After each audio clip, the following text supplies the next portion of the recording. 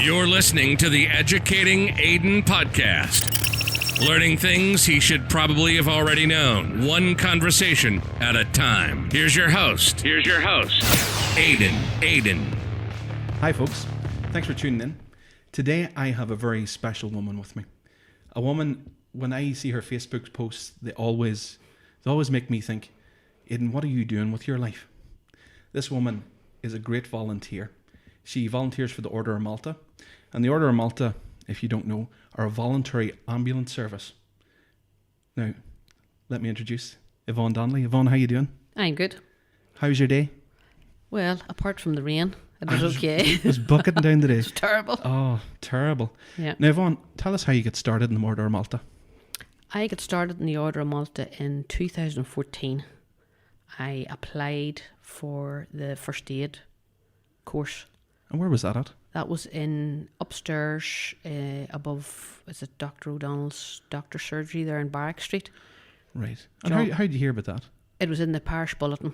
Lovely. And was that run through the parish then? No, John Pat O'Donnell, he ran the course for the 8 weeks and he's a paramedic and he was a captain in the Order of Malta as well.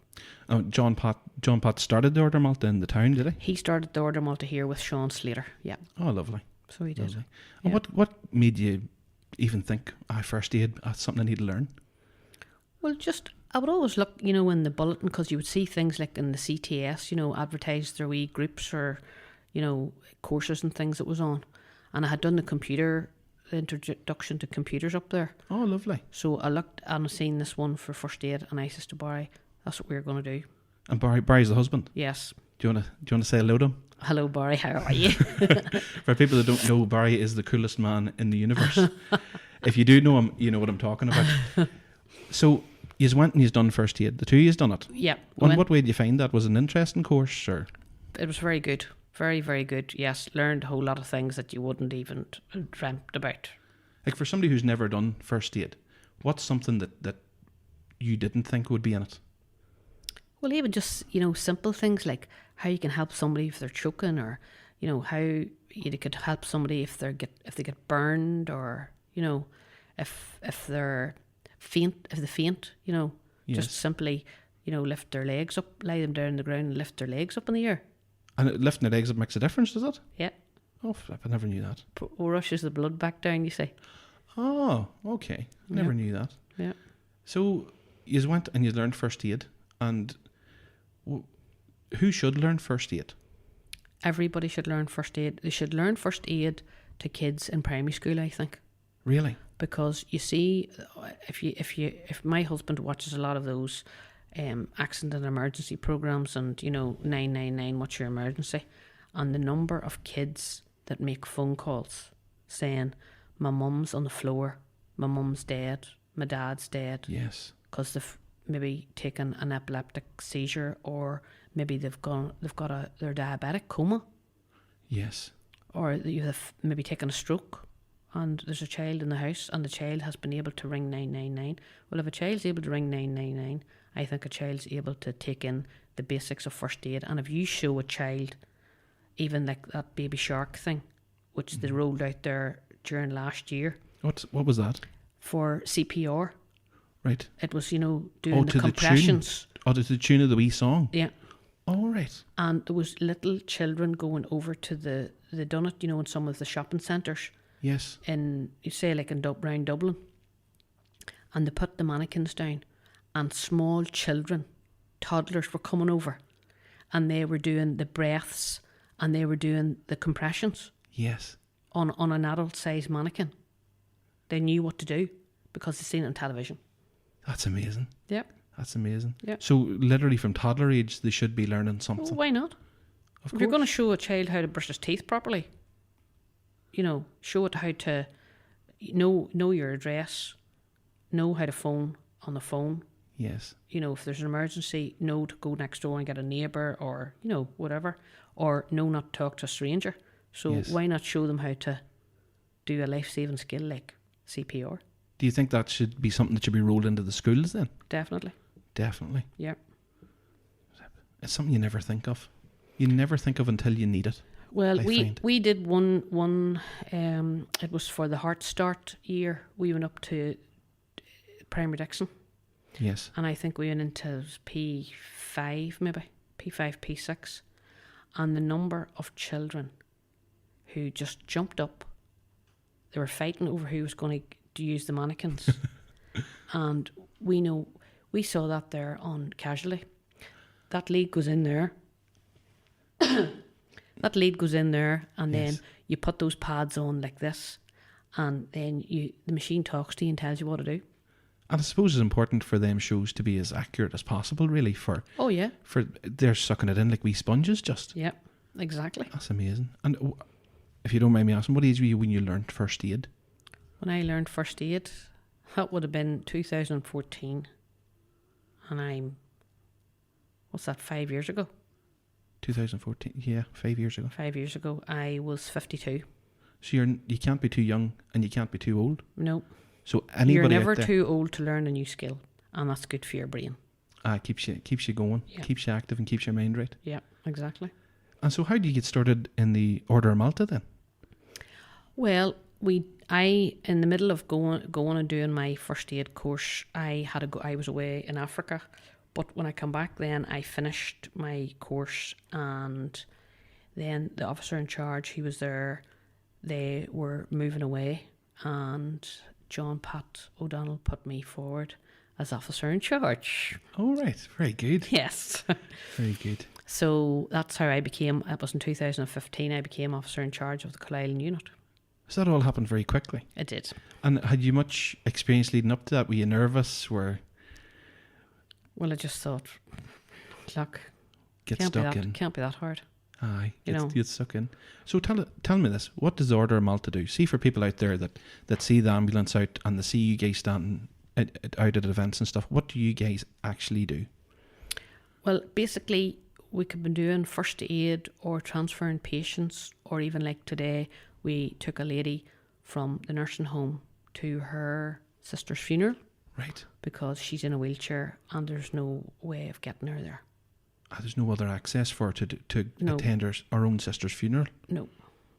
And if you got a taxi, the taxi would, just have left her there.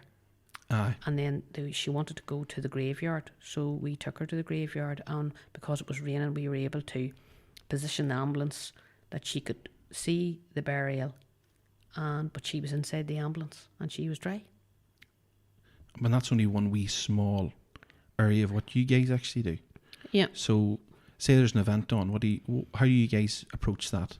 Well, like say there's a 10K on, like Yes. there was here a few weeks ago. That's right, in the New Isle Coalisland, Stores one. New Isle It's Stores. very successful. So we had 2 ambulances out at that, and we were staying in the car park as the base, because if people Yes. come back or fall of cuts or blisters, we were there for to attend to them.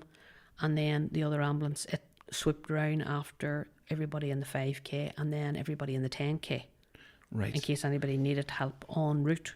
So there was one as a base and then the other one was circling around. Yes, on the route. So, I mean, we had a few children had fallen, Yeah. just at the fun. There was a bit of fun day Yeah. on before it. So there was a few kids had fallen, scraped knees and scraped hands. And then we had one young lad who had to be hospitalised after it, Right. after the 10K, because he hadn't taken on enough fluids Yes. and he was completely dehydrated and he was in a very bad state. Which I So- suppose is easy done. Well, it was a very hot, as everybody knows. That's right, It was very extremely hot that day. Mm-hmm. And he hadn't taken on enough. I think he had last meal was maybe 1 o'clock in the day. Yes. And what time was that in the evening then? And that was after the race. That was about, 9 o'clock. Yeah.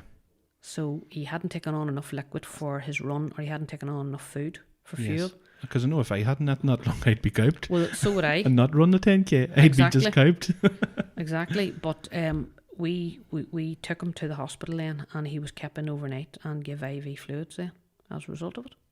And you were able to... Was there no other ambulances there at the time? There was or? no ambulances available because we sort of waited, because not everybody was back from finishing the walk. Some of them Yes. walked the 10K and some, like women with prams and that. Yes. So once we thought nearly everybody was back then, I had phoned 999 and they informed me that it was like the busiest night of the year. Right. And there was not even the wee fast paramedic was available. Aye, the wee man in the car. That sits up there sometimes at Stevenson's Yard. Yes. So he wasn't available either. But I asked for the paramedic just to ring me back, just to be sure. So he did. And when I told him the symptoms, and I said, I really feel he needs to go to the hospital. And he says, well, if you're happy to take him to the hospital, go ahead. Yes. He says he and needs... only for yourselves. There would have been no other way for him to get there. No, well, I mean, if his family had taken him, he would have been sitting in A&E, and there was already 140 people in A&E. And he didn't have time to sit and wait to be triaged or put through the system. He needed to go in as an emergency patient, and he did in the ambulance. Well, thank God for that. Yeah, so he was seen straight away. There was 2 nurses took him off us and started to work on him whenever we went in. Yeah. So the only other time that me personally have ever seen the Order of Malta would have been outside the chapel.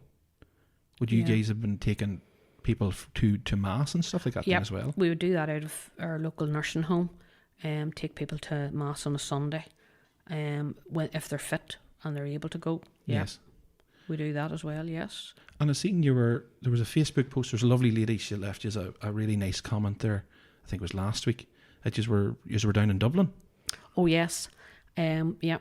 A local lady. Her son had an accident. A swimming accident in Finland, and he broke bones in his back.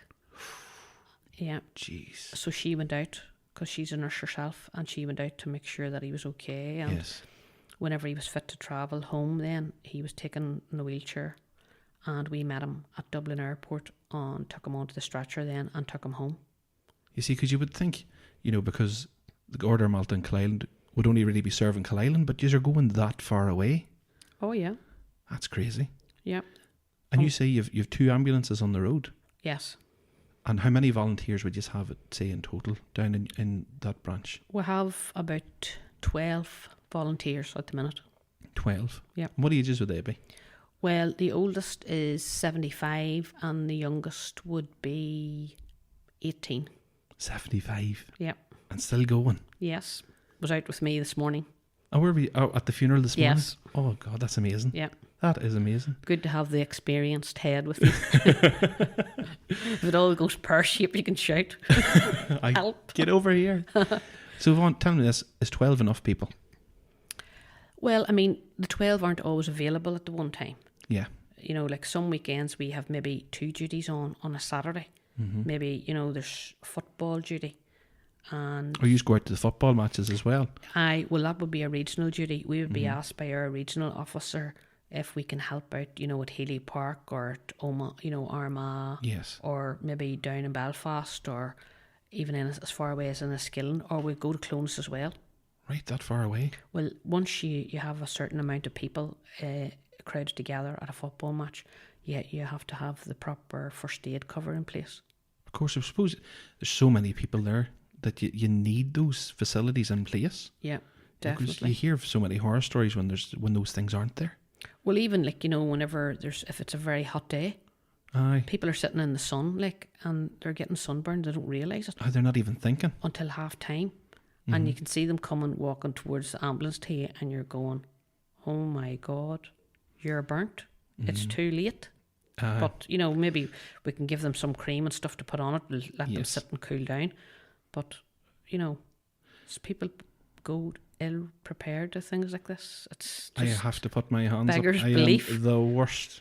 The worst. If it's raining out of the heavens, I'm still the man with no brolly. Always worse. But it's great that there's people like yourself that are giving up their time, because there's no pay in any of this. You are all giving up your own free time. Yeah.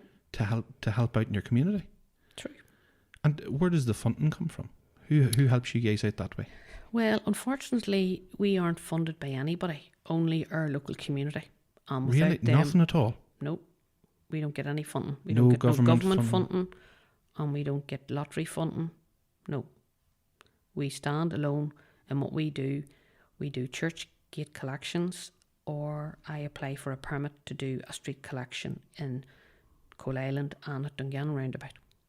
And that's the only source of income? That would be our source of income, then if we're going to do a duty like the GAA, or we're doing the run, the 10Ks or the 5Ks, there's a charge put in that, because we have to put diesel into an ambulance, and an ambulance just takes a lot of diesel.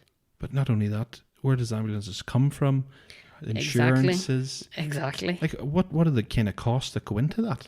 Well, you're talking about the insurance. You've got public liability and malpractice, because you're delivering a with service the public, like that. Yes. and you're dealing with people's lives. And you've got insurance on your vehicle. You've got insurance on your contents of wherever your hall is. And then you've got insurance for your members as well. So you're talking in the region of £3,500 to £4,000 a year for those costs Just alone. those costs. Yeah. And that doesn't cover your equipment, your uniforms, No. any of that stuff. No, you have to buy that, and you've also to buy the supplies for your ambulance, Yes. buy the supplies for your first aid bags as well. That's crazy. Yeah. And you're getting absolutely nothing from the government or from anybody else to support that. No. That's crazy. Yeah, only for the community, and I have to say, the community here, as you know yourself, they are the most generous people I have ever come across in my life. Well, that's good. Yeah. That's good. I have to say, we do get donations from people, and we also, when you do a collection or you do anything, the public come out and force to help you. That's fantastic. But I suppose because it's one of those services that is so needed, and hopefully it's one of those services you don't need. Well, but when you do, you really need it. yeah.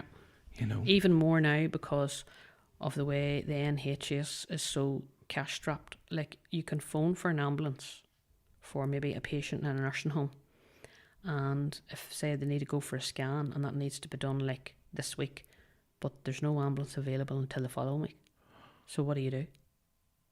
And if that person's maybe, it's something serious that a doctor needs to confirm a diagnosis of. So I've had our local doctors ring me to say that they have someone here and they've phoned the hospital. They can get them in for a scan tomorrow. Is there any possibility that we could take them? Or they have, to Craigavon or Mullinure, or maybe somebody's going to get treatment for cancer in Belfast, or somebody has to go to the hospice in Newry, whatever. They have to go to the dentist. They have to go to the foot clinic, but there's no transport available for them, because you can't go and leave somebody like that. Aye, And then especially just vulnerable people, Exactly. Maybe somebody that has got dementia, they know us, and they're used to us coming in and out of the nursing homes, and they're not afraid to go with you if there's nobody available to go with them, or maybe a member of their family can go with them. But still, if you're going to a strange place, it can be very off-putting for a dementia patient. And I suppose you strike up a lot of friendships through that too, then, I'd imagine. Oh yeah, because I would, pop in and out, to Sandville there, because I know a lot of the patients in it, and even the residents, and, just pop in and out to say hello to them, or go down to the coffee mornings that they do, or, when they're making St. Bridget's crosses, or whatever. Just get down, get Any stuck excuse for a party in Sandville. Of course. That's what the best parties are Well, here. I'm telling you, yeah. Well, tell me this, Yvonne. If somebody was looking to get involved, say they're listening to this now, Yeah. and they're thinking, that's something I want to do, that's something I want to help out with, how do they go about that? Yeah, they can contact me directly, or And how do they get in touch with you? you can put my phone number up. I'll put your phone number on underneath the description. Yes, yeah. And what about you on Facebook and all that too? Yes, we're on Facebook as well, yes. And does the Order of Malta, do they have their own page or anything? The Order of Malta Ireland, yes. Yes. That's our head office And in Dublin. do you guys in the Coalisland branch, do you have your own page? We don't have our own page, but we have a Facebook page. Aye, that's what I mean, yes. a Facebook sorry, page. Oh, yes. you do? You have We a do, Facebook yes. page? Yeah. And people could get in contact to you through that? Yeah. Yeah. Oh, fantastic. Yes. And somebody that would be hesitant about getting involved, what would you say to them? Don't be, because look, even doctors have to start off I have to start somewhere. playing with mannequins. So And you guys, you offer the training then as well? yeah, you'll get your basic first aid training, and then you'll do a course for FAR, which is First Aid Responder. Yes. And it's not very hard. You learn how to put on bandages. You learn how to put on a sling. You learn how to help if somebody gets a really bad cut, catastrophic bleeding. You know, identify people who have maybe broke bones in their neck or their back. You know, put a collar on their neck. Because if somebody's had a bad fall, it's a bad thing to move them, isn't it? Never move them. Never move them. No. And number one is your own safety first. If you go in and see somebody lying on the floor, you need to look around and make sure that they haven't been electrocuted. So it's better for you to survey it first. You would just go in and take a wee look around and just say, right, I don't see any wires. Aye. They're not lying in a pool of water Yes. with a hairdryer in their hand, Because which can happen very easy. if I seen somebody laying on the ground, my first instinct would be just Jump. go straight to them. No. And that'd be the worst thing to do, would it? Yeah. Site safety always. Just take a wee look around and make sure that there's nothing, you know, they're not attached to anything, or they're Yeah. not holding some kind of electrical equipment or whatever. Or maybe they have been putting up a pair of curtains with a drill, Yes. and maybe they've pulled the lead or something, and it's just they've got electrocuted. So Yes. if that's the case, you want to get maybe switch off the electric drill. If you can't see where it's coming from and it's close to them, maybe get a brush and just move it away. Mm-hmm. Then you're going to phone 999. So tell me this, Yvonne. Have the backup on the way. It's always phone them. Yeah. Tell me this. Have you ever, just in your normal day-to-day life, has your training ever just had a kick in? Has there ever been an emergency where you've been, I don't know, sitting eating a dinner or something and Yes. it's needed to pop in? Yep. Well, me and Barry was out in the milk court one night having our tea. Hang on. Not that we're sponsored by the milk court in any way. They're not giving us any money to say this. Go on ahead, Yvonne.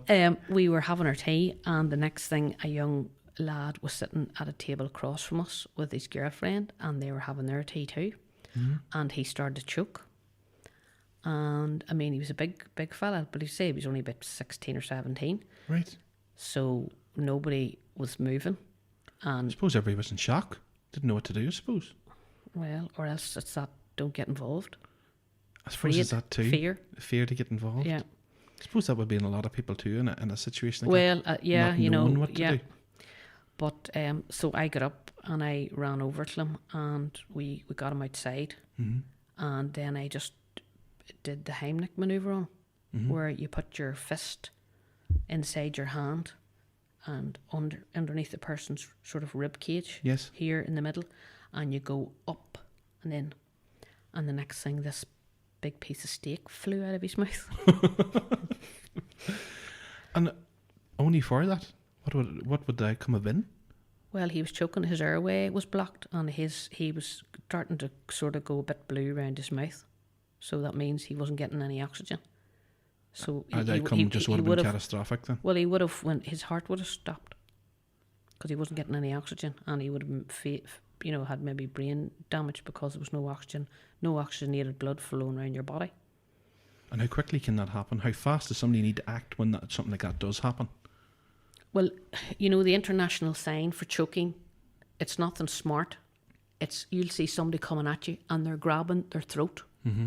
and they're holding their throat like this, Yes. and they're doing that, and that means they're choking. Yeah. It's not, doesn't mean anything It else. can't mean anything else. No, that's Yeah. what every person does, and that boy was doing that night too. He had his hands up, I suppose that's the and natural he was just reaction. the terror in his face, and the fear, because he couldn't, and he was trying to swallow, but didn't swallow it, but it wasn't going down. It was just jammed. So you can do the Heimlich maneuver if he was the age that I could do that Yes. on him. Now, a smaller child or a toddler, you'd put them over your knee, Uh-huh. put their head down forward, and you'd give them a good 5 hard slaps in the back, then lift them up, look at their face, see if it's not out, down again, Yes. get somebody to phone 999. While you're doing that, keep doing it. Don't stop doing it unless that child stops breathing. Then you're going to lie them down on a table if they're small, so they're accessible to you, Yes. and you're going to do CPR on them. And if you have to. What's the age cut off between doing the Heimlich and doing what you just spoke about? Well, you see young ones now starting school and they're 6 foot tall. So it's not Well, really an age thing. It's No. If they're adult sized, you can do the Heimlich maneuver on them. Yes. If they're toddler or baby, you're not going to be able to do the Heimlich because you're not going to get your fist in there. Yes. So you're going to have to do the slaps on the back. Yes. And have them, their head tilted over your knee, downways, and like their feet up in the air and their head down. And you just have to keep doing that. Unless they go into cardiac arrest, then you're going to have to put them down. Yes. And you're going to have to give them CPR. And hopefully by that stage, 999 will be now sitting outside the door. Hopefully. Yes. Hopefully. Yeah. Hopefully it's not a busy night. Or the lollipop head has spit just shot out of their mouth, or the marble, or Yes. the bit of Lego, or whatever it is. Whatever it yes. is. It's crazy to think how important that is, and it's not been taught in schools. Yeah. That is incredible. Mm-hmm. That is totally, totally incredible. And is there any online information that people could go and look at if there wasn't a course on? You know, are there any videos on YouTube or anything that people could see? Yes, there's loads of, just put basic CPR in. You know, there's lots of different, even St. John's Ambulance and all, the Red Cross and all, they would put them up as well from time to time, as well as the Order of Malta. Mm-hmm. You know, like the Baby Shark thing where Yes. they got all the kids doing it to that. Mm-hmm. Somebody did it on television, and then, was it Vinnie Jones or somebody? The football boy, and he Yes. did it, and they were doing it to that. Right. Saturday Night Fever, one of the songs out of Yes. Staying Alive, Staying Alive. That's Oh, what they did yes. it to. Very good. And it was just to get the tempo right. But Right. it's like I said, anybody, bad CPR is better than no CPR. Yeah. Because if you are pushing the blood around that person's body, you're keeping them alive. Even if you're not able to do the breaths because maybe the person has ingested a poison, you can't give them mouth to mouth. Yes. So that's a very important thing to look out for too. Yes. If you don't have training, is to just make sure that the person hasn't anything poisonous in their mouth or anything like that. Yes. And if you just, if you think maybe there's a bad smell and it's an odour from their mouth, they could have drunk something, or they could have taken something. Yes. Or, they're frothing at the mouth. Uh-huh. You can't touch them. Then you can't give them the mouth to mouth.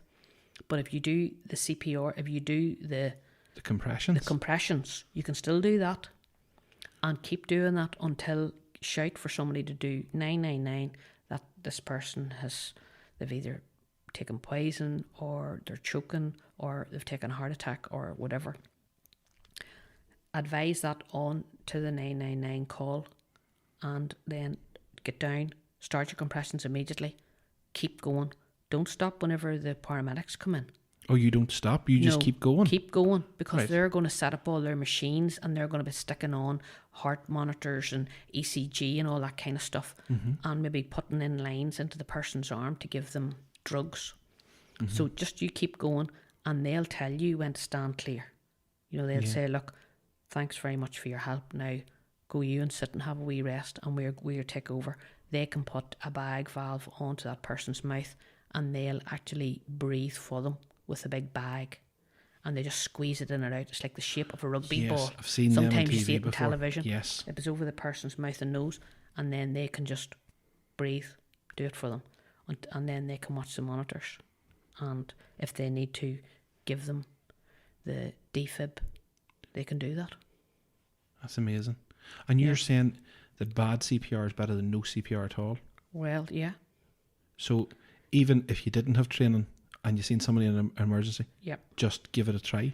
Give it a try. Or if you're in a shopping mall, or like most of our shops and chemists and any of the stores around here, there's about 5 or 6 AEDs on the walls outside our shops here. Yes. And what's an AED? That's the So defibrillator, that is a it? defibrillator in a cabinet. So you just go to the wall, or you could say to somebody, if you're down doing the CPR yourself, you say to somebody, go and get me a defib. Go to New West stores, it's on the wall outside. You either phone or you punch the code in, or the 999 call will tell you, this is the code for the box. Open the box, you just take the defibrillator out, run over to where it's needed, set it down. Once you open that, it starts talking to you. Oh, right. I didn't know that. It automatically starts talking to you, and it tells you what to do. It tells you to take the pads off, put one on the person's shoulder, put one on the person's shoulder here. Yes. And put one down here just underneath sort of their heart. Yes. And then you tell everybody to stand clear. And once you press the button, it will analyse. It'll say analysing the patient. Uh-huh. And it will say no shock needed. Continue with CPR. Okay. So you just get down. If you're able to, Yes. you do your 2 breaths and you do your 30 compressions. You see, because I always seen them things in the wall, and I always thought, you must have to go to a course or something to be able to use them. But that's just for anybody that needs it at any time. Anybody can use those. See, I didn't know that. Yeah. That's Yeah. very, very informative. Because Yeah. I always thought maybe you had to go to a course to learn how to use it. You can go to and do a course to learn how to use it properly. Yes. But they are the easiest thing, because as soon as you open it, you activate it, it starts telling you. And it'll, even if you need to do CPR, there's a button on it you can press, and it has a beat in it, and you keep in time. It counts for you. You don't even have to count your 30 compressions.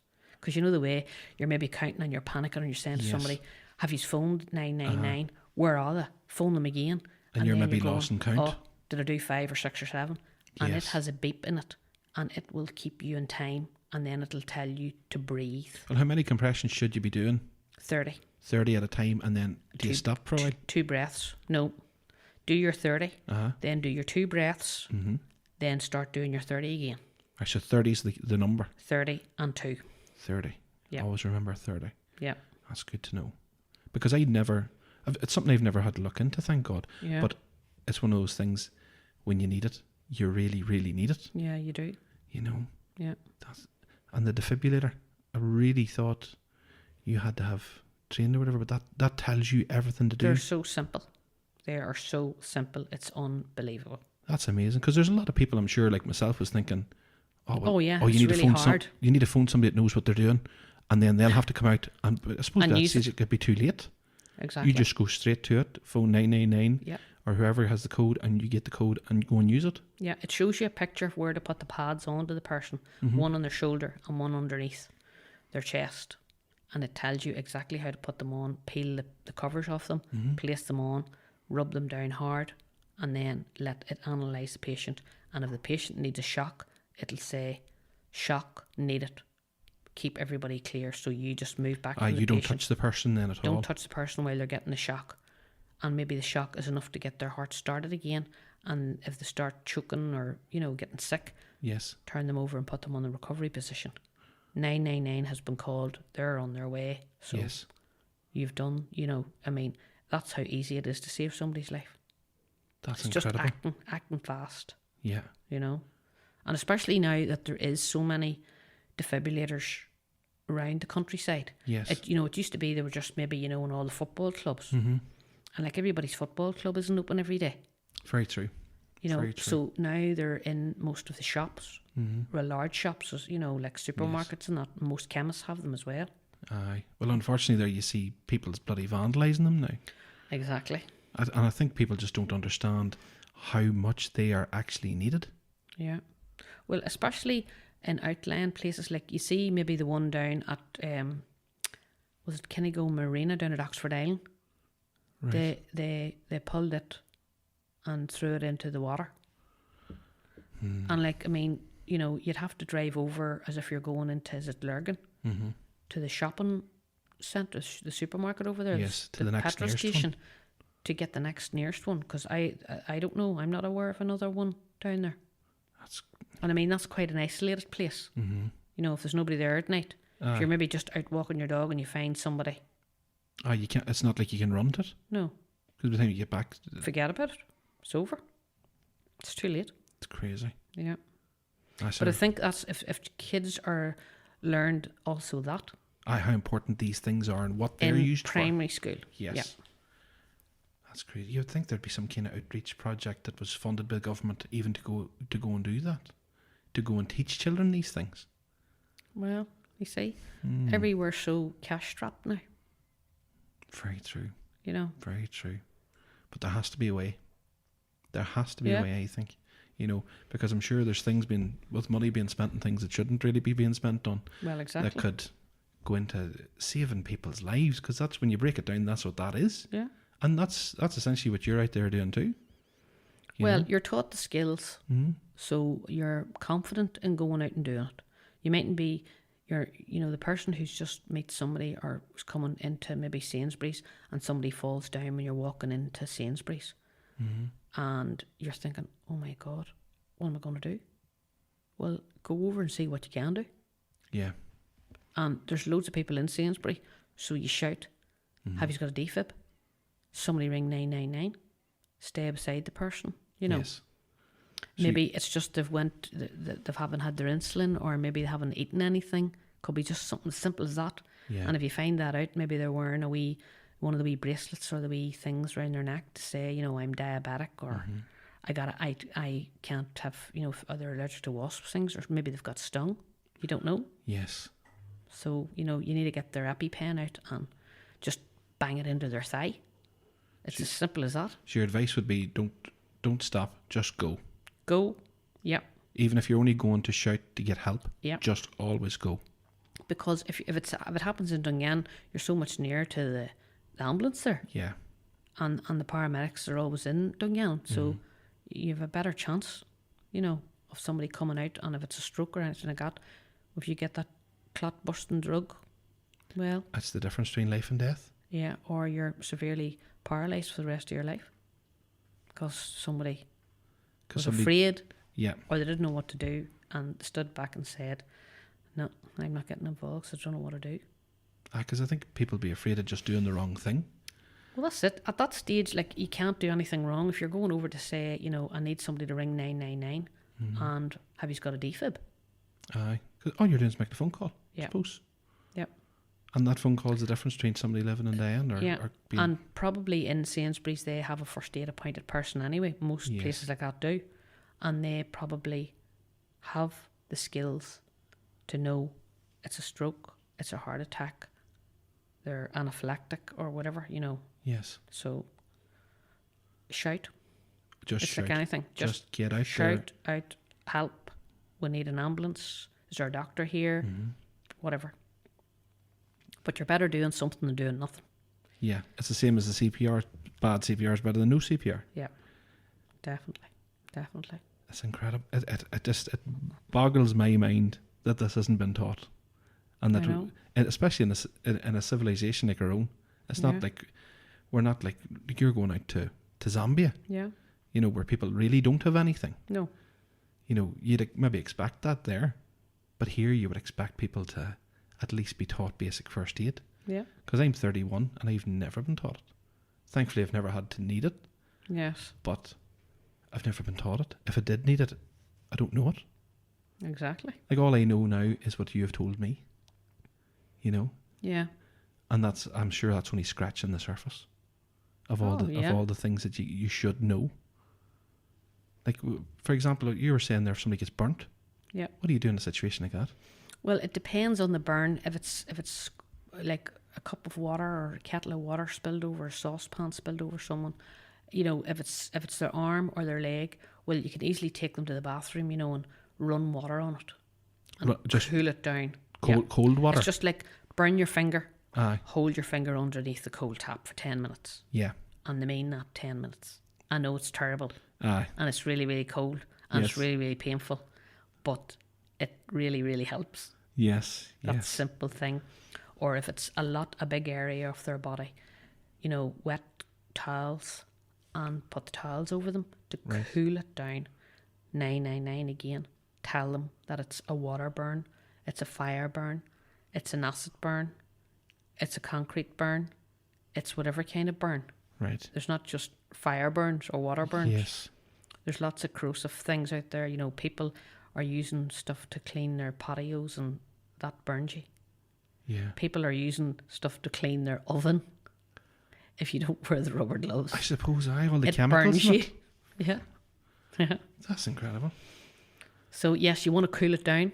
Yes. If it's fire, well, the person's clothes is probably burned into their skin. So you Yes. do not attempt to take the clothes off. Just cool it. Right. Put a cloth over it, wet cloth. Phone 999. Tell them what it is. Tell them, the front of their body, their back's burned, their legs are burned, which is an awful lot, and they're going to need emergency treatment, like they're needed to go to the Royal Victoria Burns Unit. So if they have that information ahead of time, they can prepare to come to the scene better prepared then? They have the right stuff, and they'll, they get big burns packs and they put it over the person's body to cool them down, but also not to let them go into shock at the same time, because you're cooling them down so quickly. Yes. You need to be careful, especially if, a lot of percentage of body is burned. It can be very hard to control that, Yes. So you have to be very careful about what you do and on the information that you give. Just exactly say what you see. Yes. They're burned from head to toe. Their face is burned. One arm is burned. One leg is burned. Just be as descriptive as possible. Yeah. Just tell them exactly what you're seeing. Yeah. Yeah. And it was a fire, or they were electrocuted and it went in fire, or it was water burns, hot liquid, hot tea, soup, whatever. Yes. Or it was something corrosive like acid or concrete or bleach or whatever. You need to just tell them what they're coming to. Yeah. So they can be ready for it. I suppose if they're coming out and they're not prepared, they're having to wait to get back to the hospital to be able to treat anything at all then. Well, they'll probably more or less have to phone another ambulance that'll come with that stuff. Yes. If they haven't got the right equipment on board. I suppose some poor creatures lying there in agony. Yeah. They're waiting on one ambulance and then having to wait on another one. Yeah. It's just worsening and worsening the situation. Well, and the chances are maybe that other ambulance isn't available. Yeah. For as you said earlier, that Friday night of the 10K, there was no ambulances at all. No. So things are just that stretched thin at times. yeah. So busy. That's crazy. Yeah. It's crazy. But that's where the likes of yourselves are so important. When the ambulances are so busy. Like that young True, lad. yeah. If you guys weren't there, how is he getting to that hospital? Because he really needed that. Yeah, he did. He needed immediate attention, and he got it as soon as we took him in. So he did. It also boggles me that there's no government funding for that, or there's no grants for that, and it's literally only the community that's keeping you guys going. Mm-hmm.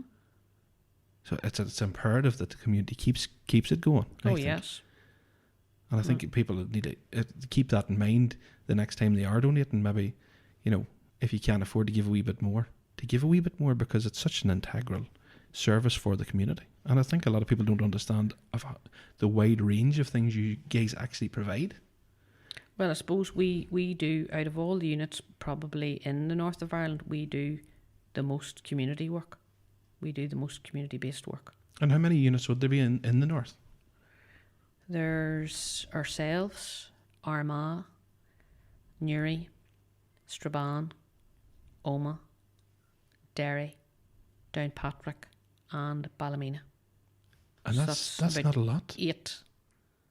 Over 6 counties isn't a lot. I know. Yous are stretched thin. Yeah. Yeah. So definitely, people, if you're thinking of getting involved, don't hesitate. Go out, get in contact with Yvonne. Yeah. Yeah. And if you can afford to, throw in like a pound extra the next time, if you can afford it, of course, because this service is just so important. So important. Well, I mean, you just, from one day to the next, like, I could probably have a full-time non-paid job Just doing your volunteer work. driving the ambulance. Yeah. And all them things need paid for. Your diesel needs paid for. Yeah. And an ambulance doesn't run the same road a car runs. No. So if you were to go from Coalisland to Craigavon, it's not a tenner. No. Or anywhere near it, I would imagine. No, it's not. What would you be talking for fuel wise? Just to give people an indication of what these things actually cost. It'd probably take about £30 or £40 to get you there and get you back. £30 or £40. Yeah, because then if you're using, maybe the heater for somebody in the back. Yes. If it's the winter time, you're trying to keep them warm. Maybe they need oxygen. We have oxygen, and then we have to get our oxygen refilled. That BOC. Yes. And There's so many costs for this for the service. Somebody gets sick. Well, it means you're using all your equipment inside. It all has to be power washed down, clean, sterilised, and Yes. put back in use for the next day. So I suppose nobody's wanting to do that job for free. I'm Well, clean out the back of an no. ambulance. you have to go to the car wash to get that done. Oh dear. It's incredible what you do. And I have to say, I admire you so much, because I see your Facebook posts, and every time I'm going, you know what, that woman's doing it right. You're doing it right.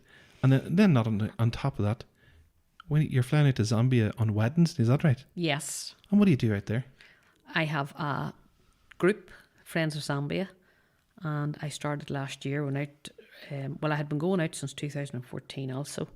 That's around the same time you started this? Yes, the Order of Malta. It was a busy time for it you was. then. I just started my first aid course, and I had to go in and tell John Pat, sorry, I'm going to Zambia in July, but I'll come back and be back again in August, and I'll finish the course. But so I was going out with the parish group, and then a friend of mine, she had a school pal in Zambia. Right. And she got in contact with her and said that she'd seen, our Facebook post that she was in Zambia and she was going to Zambia. And she says, I know a school that's really badly in need of help. So last year I headed a group out with a few other girls who'd been out in Zambia before. And we took 9 people out. And we went to a school, Garden Open Community School, 1,300 children. 1,300 children in school? Yes, primary school and secondary school together. 1,300 in the one school? Yeah. That's crazy. And they're only getting fed 1 day a week. You what? Yeah, they're only getting fed 1 day a week. Get away. Yeah. 1 day a week, not a meal a day? No, 1 day in the week they were getting fed. So whenever we went out, we went to the local mills and we bought enough food for 6 months. Yes. To feed them. So flour, oil, salt, sugar, soya chunks, and whatever they needed. So we have that ongoing feeding program now. And that's incredible. We were able to put money out into their account to buy more then, to keep them going from Christmas to now. Do we go out now? And how often would you go out? Well, I was going out twice a year, but with this new group now, we've gone out once a year. Yeah. But we've put things in place out there that we can put money in an account. Yes. And they are able to access it to buy food, to buy the ingredients for to make meals 5 days a week. So if a child knows it's going to get fed 5 days a week, it's going to love to come to school. And then when they go to school, they learn and then better themselves. Exactly. And it gives them that foundation to better themselves through their adulthood. They know that the only way out of the poverty trap is to get educated. They know that. That's unbelievable. Unbelievable work you're doing, Yvonne. So yes, we're heading out. There's 12 of us going. Say the dirty dozen. Somebody said the 12 disciples. I said no, it's more like the dirty dozen. And how long do you go out for? We'll be out there for 18 days. Right. So we've got big plans this time. Where I had been learning how to weld over the winter. Right. And pop rivet and all, yes. Oh, very good. So me and another girl, and then some of the other ones, they were learning how to sew on sewing machines. So we're going to get some sewing machines for them and learn them how to sew so that they can make some, income generation for the school, to help the school. Right. Just even for themselves, to keep some money turning within the community itself. And they can take in small items, and repair them or, make them. So we'll have a home economics teacher going out with us. Right. So she's well skilled in all those departments.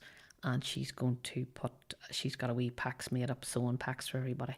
And we're just going to learn, boys and girls, how to keep themselves tidy, sew on buttons, hem up your skirt or your trousers, or patch a hole in your clothes, because people can't go out and buy a new pair of trousers every week because they've ripped the knee out playing football.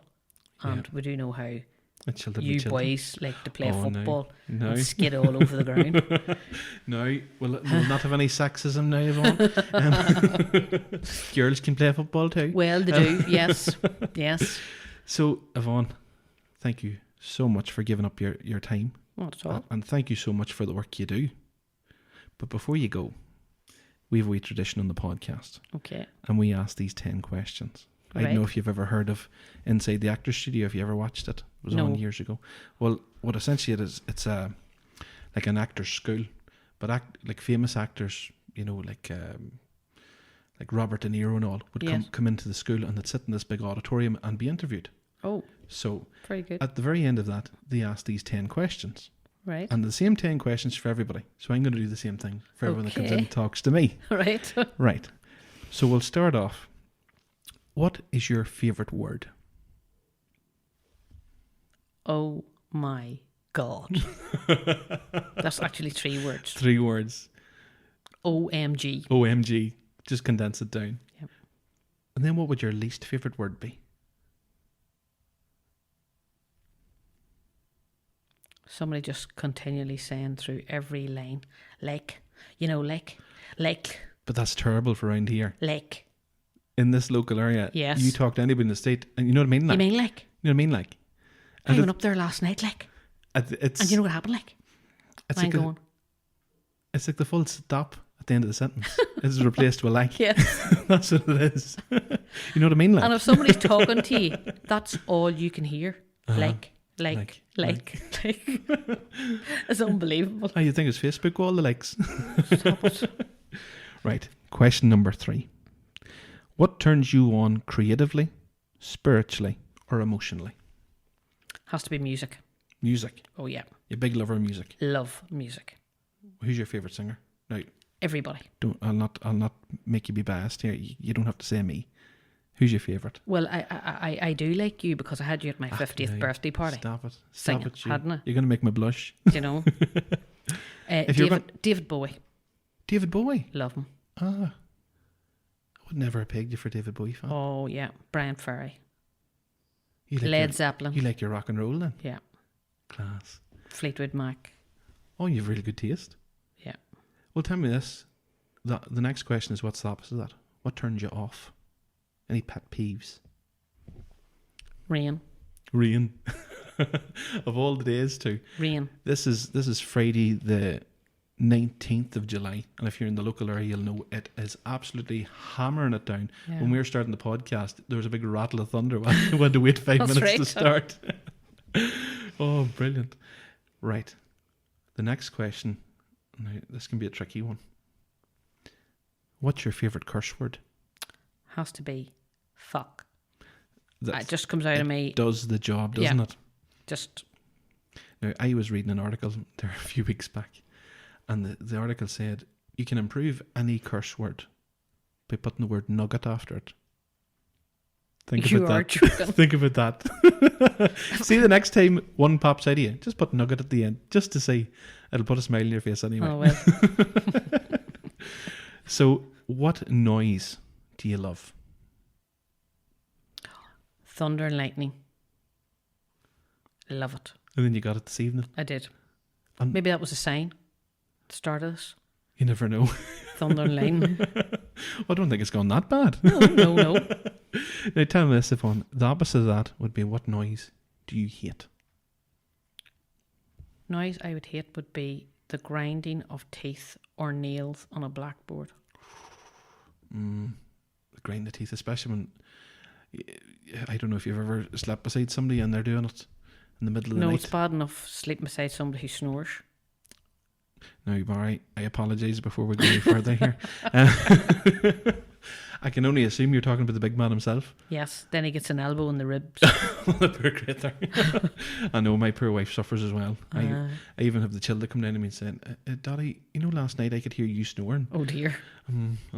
Bad times. Bad times. Okay. Number 8. What profession, other than your own, would you like to attempt? Anything at all? What profession?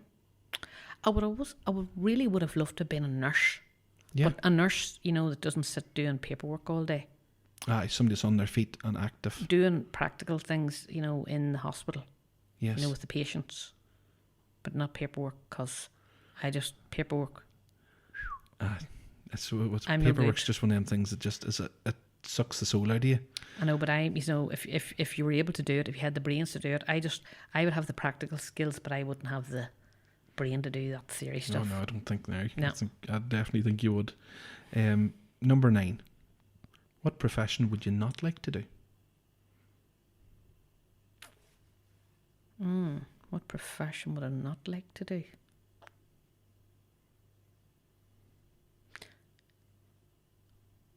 I don't like anything to do with worms or creepy crawlies. So no fishing then? Well, I don't mind fishing. I do go fishing, but Oh, you go fishing, yeah? I get the thing put on the end. Oh, the wee... Fly fishing. Yes, the one you're talking about. Or they put the worm on. But I will not. Barry, get over here. I will not put a worm. I wouldn't touch a worm.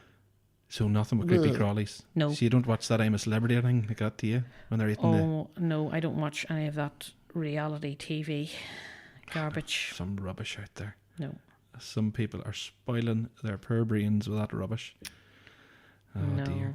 Or Love Island. Oh, that here we could do a podcast not in its own. That's something else. I don't know how people sit and watch that. Don't. At all. No. Yvonne, this is our last one. And Yes. then I'm going to let you go. Okay. If heaven exists, what would you like to hear God say when you reach the pearly gates? Oh, what would he say? He probably would say, what would I like to hear him say? Mm-hmm. Come on in here, you girl, you need a rest.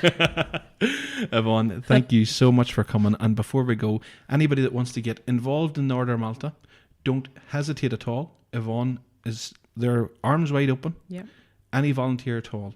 If you feel you have any kind of want or desire to get involved, and if you want to do any first aid training, Yvonne's advice, what would you tell people if they wanted to do first aid training? Yeah, come along. Just do it. Phone me, contact me, whatever. If you see me out around the town or anywhere, just come up to me and say, look, I'd like to get involved.